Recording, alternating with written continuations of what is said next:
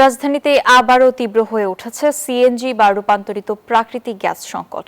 ঘন্টার পর ঘন্টা লাইনে দাঁড়িয়েও মিলছে না পর্যাপ্ত গ্যাস। পাম কর্তৃপক্ষ বলছেন, এই সমস্যার দ্রুত সমাধান না হলে গ্যাস সংকট আরও বাড়বে। এদিকে তিতাস গ্যাস কর্তৃপক্ষ জানিয়েছে, পরিস্থিতি স্বাভাবিক করতে প্রয়োজনীয় পদক্ষেপ নিচ্ছেন তারা। রাজধানীর প্রায় প্রতিটি সিএনজি ফিলিং স্টেশনের চিত্র এখন একই রকম। তীব্র গ্যাস সংকটে থমকে গেছে চাকা। এমন সংকটের কোনো সুরাহা পাচ্ছেন না ভোক্তারা। বসুন্ধরা টিস্যু, অশুদ্ধতার বিরুদ্ধে এক বিন্দুও ছাড় নয়।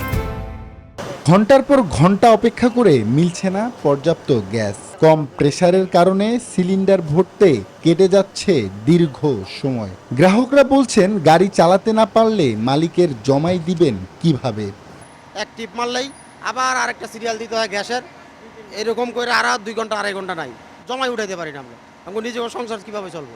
বাড়ায় গাড়ি মনে করেন যে আমরা অনেক সময় গাড়ি চালাতে পারি না, এই শুধু একমাত্র গ্যাসের সংকটের কারণে। বিকাল 4টা থেকে আসছিলাম, 4টা থেকে যে পর্যন্ত পাম্পে গ্যাস ছিল না, একটার দিকে পাম্পে গ্যাস আসছে, তা আবার 2 লাইনে গ্যাস চলতেছে।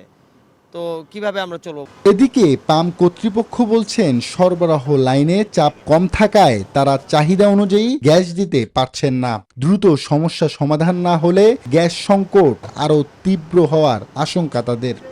আজকে তো অবস্থা খারাপ, আরো ভয়াবহ অবস্থা আজকে, যে এখনো লাইনে গ্যাস নাই, কখন আসে তাও বলা যায় না।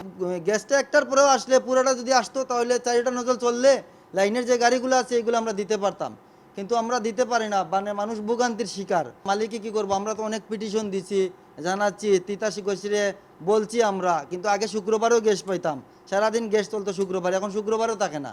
এই গ্যাস সংকটে সরাসরি প্রভাব পড়ছে সাধারণ যাত্রীদের উপর। জনভোগান্তি কমাতে দ্রুত গ্যাস সরবরাহ স্বাভাবিক করার দাবি গ্রাহকদের।